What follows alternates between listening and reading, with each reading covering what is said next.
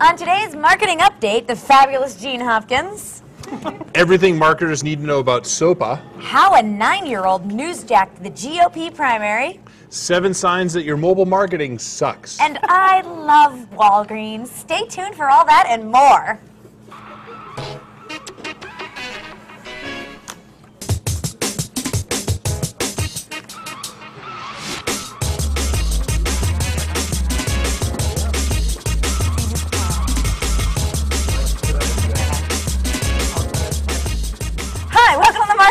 It's January 13th, 2012, and we're coming to you live from Cambridge, Massachusetts. I'm Karen Rubin. I'm Mike Volpe, and we're joined today with our special guest, Jeanne Hopkins. Thanks for being here. Those of you that want to join the show and interact with us, MKTG Up is the hashtag. Use that. We will incorporate your tweets into the show.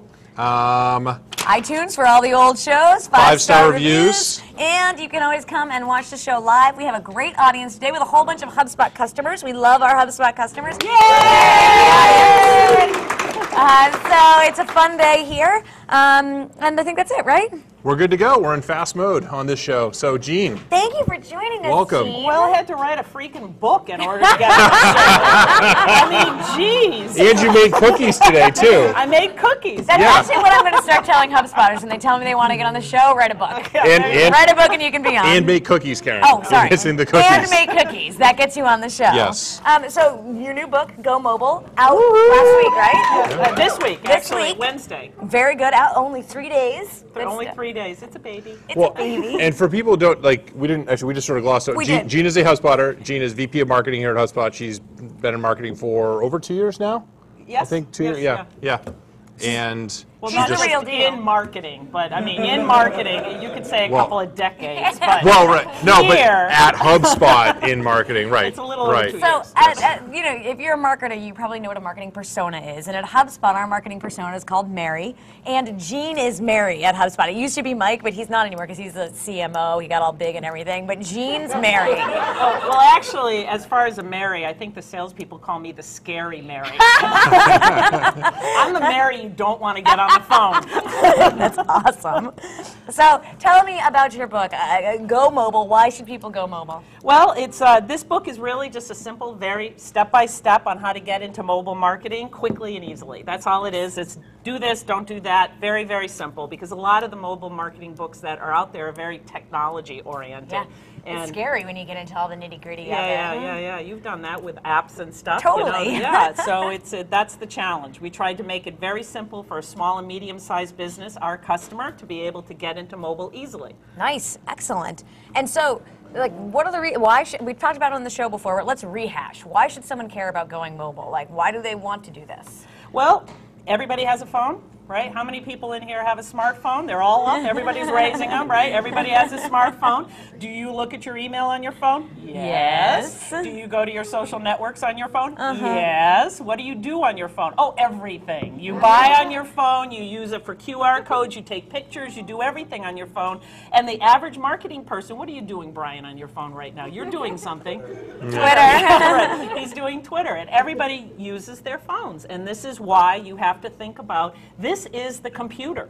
This is your desktop right now that's in your hand. It goes everywhere with you. It goes to your restaurant. It goes to, I don't know, there's some studies that show that people actually check their email in the bathroom.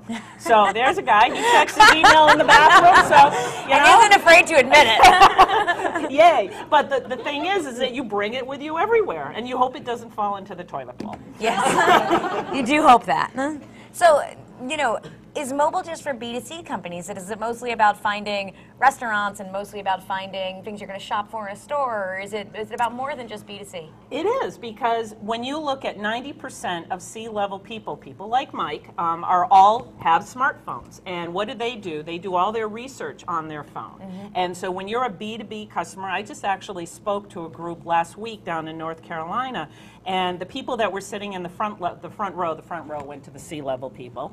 They were when I was talking about HubSpot and how we're a software company, those guys in the front were searching up HubSpot, and up pops our homepage, and they were looking at us. They were looking at the things that we had, and I was actually able to point out how many of you in the front row actually just looked up HubSpot on your phone, and they all raised their hands, and that's what happens. And the interesting, I'll back that up with, so we have this What is HubSpot video on our homepage. Yes. That is, it's on YouTube, and we embed it in our homepage. And one of the top 5 sources of traffic to that video is actually mobile devices. Yes. Yeah. And I think it's because it's on our homepage. I think so many people are like, you're talking about HubSpot, whatever, and they're like, oh, well, what is this thing? Right. And like, oh, well, let me watch the video. And like, you just watch the video right there on your phone. Yeah, you're consuming content on your phone or another device like an iPad or something like that. Yeah. Absolutely. Yeah. So who's doing it well? Give me an example of a company that really gets the whole mobile game. Well, the American Red Cross actually has done a good job with it. I actually just got a text message after the earthquake that happened a couple of years ago in Haiti. You were able to donate $10 by just texting back, and they were able to raise millions of dollars that way. And I just got an email from them a couple of days ago on the 2nd anniversary of the earthquake as a reminder of how many people were helped. It was 1.6 million people were helped by those donations. So it was a nice way to be able to follow up on your donation. It was a great way to be able to collect. And people, you didn't have to go to a website. Right. You didn't have to go to a website and put in all the information. You just clicked and $10 went in order to be able to help them out. Another one is Domino's. I mean, Domino's has a mobile app that they've actually been able to generate millions of dollars from. Very simple, that they just use it and they've generated millions of dollars because people are ordering their Domino's pizzas on their phone. That's Very excellent. simple. That is excellent. I would order a pizza on my phone. A Domino's pizza? No, I wouldn't order a Domino's pizza, but I would order a pizza. So during the era of cell phones, but before the era of smartphones, my roommate right after college used to program into his phone just pizza and a number, and that's like the number that he would call at like 2 in the morning. And he would just like, because he couldn't remember the name of the place or whatever, but it was like pizza. And that's like as much as he could figure out at that point, but it's like, do you want a pizza? And he would just call the number. This is like, they've taken it, Domino's has taken it to the next level. They have. That's awesome. But it probably, I bet it has like buttons, like what are your toppings and what size and how many, Yes. and that might Slide be too them hard. over. But Yep. they- Well, there's another app called Grubhub, which I've actually used a fair amount because I hate talking to humans on the phone. And I always feel like every time you call to get takeout or delivery, they always screw something up. Whereas if Yes. I can type in my own order, I feel That's like the true. accuracy is higher. That's true. And they have tons of restaurants all over the place. And it's good. And you can actually program in your credit card and just automatically bills everything, and like you're done. It's great. What they really need to do is they need the like quick order button that's for when you're drunk. You go to Yes. the app and you're just Yeah. like, I want that. Right, So you don't have to right, think about it. right. Brought someone home, didn't bring someone home. Like what? You're right. A couple options, but then like yeah. God, it's yeah. getting risque. We should start this company. Right. This Right. is fabulous. We should. Make millions. We should. Yes. There you go, Yes. new app. All right. Yeah. What else do you want us to deliver aside for the food? Like, yeah. Could be lots of things. Based on your preferences, Karen, it'd be personalized. Like the things I could say right now and I am holding back. So Jeanne, I'll tell you them all after. So look, just how should someone get started? What are the first couple of steps? Well, you need a mobile website. Yeah. This is, for the very first thing I would do is take your smartphone or take your iPad device and actually look up your website. And if you end up having to scroll over to be able to see your website or scroll down in order to read it, and you're not like pinching and releasing in order to take a look at your particular website, that's what you need to do. Now, if you're a HubSpot customer, like many of the people in the audience right now are, you are mobile optimized because that's something awesome about HubSpot. So, VP of marketing. the other thing I would do is also make sure I would use website or Marketing Grader. Yeah. The Marketing Grader tool has a great section on if you're mobile optimized, and some of the data that you presented recently shows that the number one thing that people wanted to learn about was 301 redirects. Number 2 and number 3 were mobile questions. So what you want to do is you want to make sure that you are mobile optimized. At the very bare minimum, people get all hung up on, I want to be an app, I want to get an app, and their website sucks. Yeah. Yeah, So, totally. first step is there. Give me the book. All right, so go mobile. Jeanne I Hopkins. thought you were going to point out where your name was. No, I wasn't. And Jamie Turner.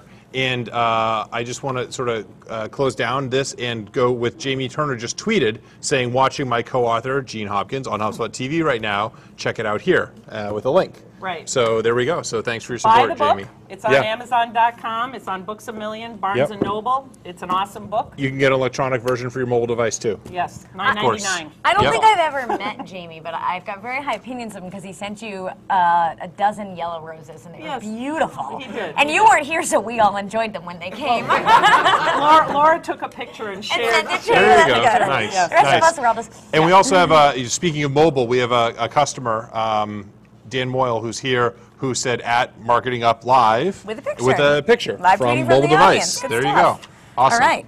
All So right. diving into the headlines. So headlines. The first one is one that I was actually pretty excited about. Everything marketers need to know about SOPA. Yeah. And so I actually. So what is SOPA, Karen? So SOPA is the Stop Online Piracy Act. Yes. And it's a bill that was introduced to Congress in October. Yes. And basically, it's about giving U.S. law enforcement officials the ability to really crack down on people who are, stealing copyrighted intellectual property online.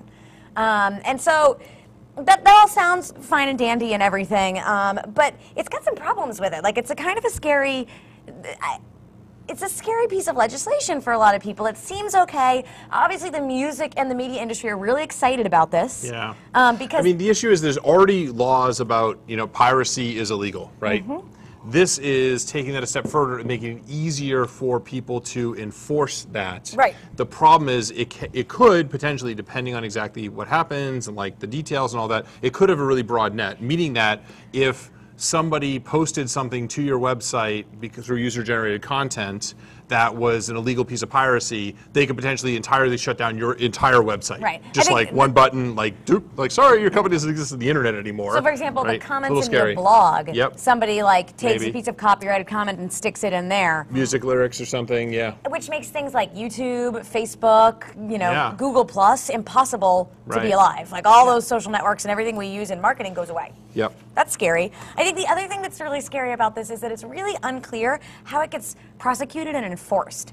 The way it's written, it almost seems like if I think Mike's got some copyrighted content on his website in any form, I go online and I put something in or I call someone up and his site gets shut down Yeah. before they determine if he's actually got copyrighted content on there. That the first step is to shut down the website and the second step is to ask questions, which makes it really easy for you to sabotage someone's business. Well, and it's like, and who determines that, right? It's not like there's some trial and some process and they determine whatever. It's just like, well, some agency decides, oh, whatever. So it's just a little scary. Yeah. But so what's the relevance for marketers here?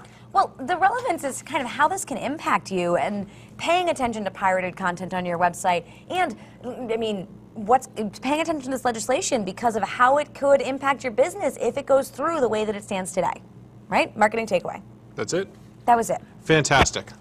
All right. All right, now, how a 9-year-old newsjacked the GOP primary. This is our daily political update or weekly political update from the Marketing Update. Yes, although this is, This is really not about the politics per se. Sort of. Journalist Darren Garnick wanted to teach his 9-year-old son, Ari, about what's going on in politics, about the primaries. He thought that'd be cool. So they live in New Hampshire, followed around all the different candidates as they were coming to New Hampshire, and the son asked them the question, if you could be any superhero, who would you be and why? And they recorded it. They videotaped it, and then they put it all together in a little video and put it online, and Darren is a journalist, so he wrote about it on, I think it was Atlantic. I think it was the Slate. I did Slate put it in magazine. here somewhere. I think it was Slate. Slate. Yes, okay. No, it was the Atlantic, you're Was wrong. it? It was the Atlantic. All right, he writes a lot for Slate too. And their video's now got 11,000 views, and it's been on CNN and Fox News and the Washington Post and USA Today and Yeah, his National 9-year-old Geographic son was Kids. on CNN. It's It's pretty awesome, cool. and he got Yeah. interviewed by all these people, and it's very cool. And there was just a whole bunch of neat stuff about it. Yeah. What else do you want to say about it? You gonna tell them the neat stuff about it? Like what? I was kind of letting someone else talk because, well, I like to think of this as the Karen show. We Well- have two brilliant marketers on that could talk about this. So the interesting part is like most of the candidates I think were it was kind of a surprise question. Like they don't get asked that every day. So is most of them chose Superman, which is sort of like the default. Like, well, if you had to be a superhero, like what would you Except pick? interestingly Whatever. enough, Superman this year decided he no longer wants to be an American citizen. Where did that come from? Ilya Merman told me. Okay. Ellie's uncle told me that it was in the article on our blog. Okay. Apparently Superman renounced his American citizenship this year in one Does of the Marvel Comics know? I'm not sure. And so they should have gone with something like Captain America. Yeah. Okay. we'll have our interns do a fact check on that one right now. But really, I mean, the whole point here is sort of like when you're being asked questions and interviewed or things like that, it's always like, you know, the acronym Ilya used was ATM, which is answer quickly and directly, like answer the question, and then transition to your message, right? And so one that was interesting about like, you know, Ron Paul was sort of like, got asked, the 9-year-old asked him a question, he's like, I don't know. And he kind of like turned away and sort of like did whatever. You're just like, okay, that's kind of weak. Whereas Rick Santorum was actually pretty sharp, and he picked the superhero was the dad on The Incredibles, which is cool. Like kind of a cool, interesting thing. Like, it made me but then he talked like, about how important his family was, and a family is an important part of his so campaign. on message. Right. It was so on message. It made him seem like such a robot. Sorry. I don't know. The fact that he didn't just pick Superman, which everyone else picked, he's like actually like had seen The Incredibles, like, you know. I get it. I bet you Mitt Romney hasn't, right? One guy couldn't like get off message long enough to have a little fun, and the rest of them don't know anything about superheroes because they haven't like watched TV in 27 years. Like, all right. But in any event, so sort of an interesting thing here. Who would you be as a superhero? I want to know, what would you pick? That's a good one, but it would definitely be Wonder Woman because she had the like wristbands. Yeah, the bracelets, which were awesome. Right, and the lasso of truth, right? Yes. You ride it around people that have to tell the truth, right? Yeah, it's awesome. Yeah, that was what cool. would you be? You know, I was never a big like comic book Superman, superhero guy. Yeah, no. So actually, in the video, what's the son's name? Darren's son's name. Yeah, Ari. Yeah, he said Batman because of the gadgets. Yeah. And I actually do think that Batman had way cooler gadgets than most of them, and I'm kind of a gadget guy. What about you, Jeanne? Underdog. Because I want to fly. Yes. Good sense of humor, too. I like Underdog. Awesome. So what's the marketing takeaway here? The marketing takeaway here is what Ari and Darren did really well is they kind of took a fun or different angle on what was a big news story, and it helped them rise to the top. They rose above the noise because they did something different. Right? Yeah. Totally. There Talked you go. about that before. Awesome. So Jamie Turner, co-author, just tweeted in that who knew that Volpe had just a good sense of humor? LOL, you guys are rocking. I'm not sure I don't know. This maybe something. I think it's supposed to be such. He's on his mobile device and it autocorrected. Autocorrect. Yeah, we'll submit that to the all the different autocorrect websites. But yeah. All right. 7 signs your mobile marketing sucks. All right. So Jeanne is a Jeanne Hopkins blog post on the HubSpot blog. Right. Some signs that your mobile marketing sucks. Some of our favorites. You're looking at the wrong metrics. So let's talk about a little bit about that. Your mobile marketing sucks, and it's because you're not measuring it right. Well, you don't know if you even are getting any access, if anybody is coming to your website from a mobile device. I know Brian Wally, hi Brian, he takes a look, and we look at Google Analytics frequently, and we try to see how many devices are accessing our blog and are accessing our website to find out, is it increasing? And it's been steadily increasing, and that was one of the reasons that we felt that this book was important. Yep. So you need to take a look at who is accessing your site, and if it's growing, and are you able to actually deliver the right kind of content for this small screen? Yeah. I mean, that's something you need to take a look at. It's teeny tiny. Teeny tiny. The other one has to do with your team getting it. Yeah. How do you help your team get it, and what does it mean if they don't? Well, you know, when I first joined HubSpot a couple of years ago, I worked with Ellie on the same Scrum team, and I know Ellie remembers, like, we would talk about, we need to talk more about mobile marketing, right? And we would try to, like, come up with ideas to be able to talk about mobile marketing internally, because it's one of those things that is going to hit people all of a sudden. They're going to go, oh my goodness, I should be thinking about mobile marketing and trying to take advantage and take a look at what's happening in the marketplace. And when you look at all the business startups that are happening, where are those startups happening? Everything wants to be able to be accessed on a mobile phone. And we do have a lot of customers that are mobile, and we need to look at it. But many marketers are very comfortable in their own little world, their world of email, but they don't realize that people are reading their email on the phone. Mm-hmm. And you need to think about, is your email optimized? Which it is if you buy HubSpot. So think about it. And the last one has to do again with your website being mobile optimized. Right, and the thing that I recommend is you want to make sure that there's more than 1 million apps out there. You want to make sure that you're not just thinking about an app. And with 1 million apps and how many billions of downloads people download, they don't use it. Or, I mean, think about it. How many people have downloaded an app, spent 99 cents, a couple of bucks, they've used it. Oh, look at all these heads nodding. You've used it once, and then you never use it again. And then you actually take it off of your desktop on your phone, and then that's the end of it. And So you want to make sure that your website is optimized for mobile. And I have apps that I've downloaded that are still on my phone, Yep. and I go to the website to do what I need to do. Gosh! Amazon's a perfect example. I struggle with Amazon's mobile app all the time. It's on my phone, but when I want to buy something on Amazon on my mobile phone, I still go to Amazon.com and Safari, and I do it there. And their website is mobilely optimized, which is one of the reasons it's easier to use in the app. Right. So it works out great. I downloaded the I Am T-Pain app when that came out. Used it for about 5 minutes. Haven't used it since. Oh no. It allowed you to like auto-tune your own voice. It seemed like a good idea, and it just wasn't. And Repcore's laughing at me now. What's the marketing takeaway here? Marketing takeaway is desktop marketing and mobile marketing serve similar purposes, but each require a different approach based on how your customers use them. There you go. So think about it. All right, next up we have hashtag I love Walgreens. This one comes from our very own Repcore, and I know she's very excited about us covering it. Basically, Walgreens decided to pay for their hashtag I love Walgreens to be promoted.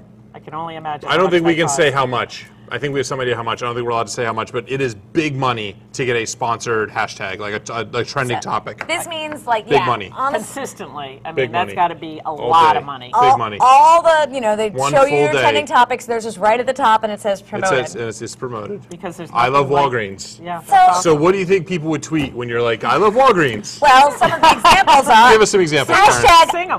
I love Walgreens because it's a pharmacy where you can buy sweatpants and vodka.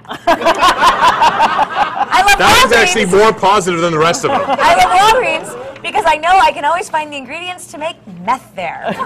Again, both of those have to do with things that you can purchase. Drop off a prescription, get told to wait an hour, come back 2 hours later, and it's still not filled. I love Walgreens. Oh, nice. I love Walgreens because they've got the best deals on Magnums. I love Walgreens is promoted. I feel like they're trying to Jedi mind trick us into loving Walgreens. So far, the force is not strong in them. So Walgreens had to pay Twitter to get I love Walgreens to trend, like a sad teenager mailing himself love letters without sincerity. And I know. That one's okay, kind of a- all for the teenager, not for Walgreens. But I actually think that's kind of the heart of the story. The reason this is blowing up and people are saying all these, using it in this way is because it's not sincere. And this is why most of the sponsored, trending topics, sponsored hashtags are not about the brand directly, right? Yeah. Right. It's like Subway did one about football games or playoff games or something like that. So you try to find something else to like have a conversation that has something to do with your company and your brand, because the Twitter audience can be a little bit brutal sometimes and a little harsh. think? Yes. And many of these I think are somewhat humorous. But it's Yeah. not. I'm sure the brand manager at Walgreens is probably taking a fair amount of flack right now. Well, and I think what they were actually doing, like I got some sense of they were trying to promote this thing about it being like, love your pharmacist today. And they should have done, I love my pharmacist. Yeah. Ugh. And then, or something that's That would be a PR nightmare. Yeah, but no. something that wasn't about Walgreens, and they would have done a lot better. But the fact that it was I love Walgreens and they were promoting it, it came across as not very authentic. They're really working on their online presence. They actually have an app that you can, they have an app, they clearly are going into the mobile space and they're trying to like butt out all the other competitors in that particular area. It's just a little misguided. Yeah. I'm sure it wasn't a bad idea. It's just, I think that the execution in terms of the selection of the words, they didn't newsjack it. They could have done something much cooler. They could Yeah. have. It's interesting because I feel like for something like this, if you have to pay for it, you probably don't deserve it, Right. and that means that you don't have enough point. support for it to actually go well. Right. Right. And versus like, Apple, who would never pay for it because they're a trending topic like Right. every time they launch a new product, Right. right? Right. But they also, like, the reason that they don't have to pay for it is because they earn it, and it's sort of like this weird, interesting thing. So it's like, I think you need to be careful with that type of thing. Right. So the marketing takeaway here is that authenticity matters. Don't be the sad teenager and mail yourself love letters. It just doesn't go over big with the crowd. Yep. And actually on this, I guess this is from Dan because he didn't mention who it was from, but right now the trending topic is Kenmore Square, but it's a Dunkin' Donuts contest with a Bruins player at the Dunkin' Donuts there. Oh, how cool. So that's But sort of they interesting. didn't, the Dunkin' Donuts But it isn't wasn't in like the I love Dunkin' hashtag. Donuts, exactly. It's yeah. Kenmore So, Square. interesting. That's great stuff. Yep, awesome. So- So, marketing tip of the week. Jeanne, what's the marketing tip of the week? Use Marketing Grader. Use Marketing Grader in order to find out if your website is mobile optimized, and if yeah. I like Website Grader. Marketing Grader. Okay, I like that one too.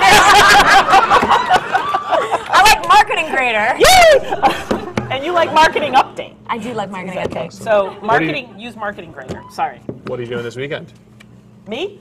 Either of you, but you can start. Karen always likes to go last. Okay. My daughters ride horses, and we are going to Johnson & Wales Equine Center to look at them doing a dressage lesson, which is like dancing with horses. So, We weird. had a long discussion before the show about what this means. Apparently they walk sideways. Yes. Have you ever seen a horse walk sideways? No. Not on purpose. See? Does he ever want to? That would be no. I don't. I Say hi to your parents. Hi, Mom and Dad. Yeah. All right, Mike, what are you up to this weekend? Unpacking boxes, watching. Are you in the Pats new game. house yet? We are now finally in the new house. Yay! Thank you. Toilets We and showers installed. Yes, but not in the same bathroom. So you have to use the toilet one place and shower in a different bathroom. Literally, it's like there's like two bathrooms. You got to go between the two. It's very weird. But today that problem should have been rectified. So we'll find out when I get home tonight. Wonderful. Which is fantastic. So yes. I'm heading up to New Hampshire for the 3-day weekend. It is going to be minus 20 degrees tonight. Is that all? Is it really? Yeah. What's the wind chill? Oh, it was like minus 34 or something my gosh. ridiculous like that. Like it's freezing up there. But they got snow this week, and in theory, the cross-country ski trails are open. So tomorrow, when it's 7 degrees, I'll be out there hitting up the cross-country ski trails. 3-day weekend for your husband, but not for you. Oh But no, you're I making took it Monday 3 off. days. Yeah. Okay. Awesome. Sorry, I forgot to mention that, boss. Thanks, See you later. That's good. That was awesome. Thank you for doing it. That was awesome.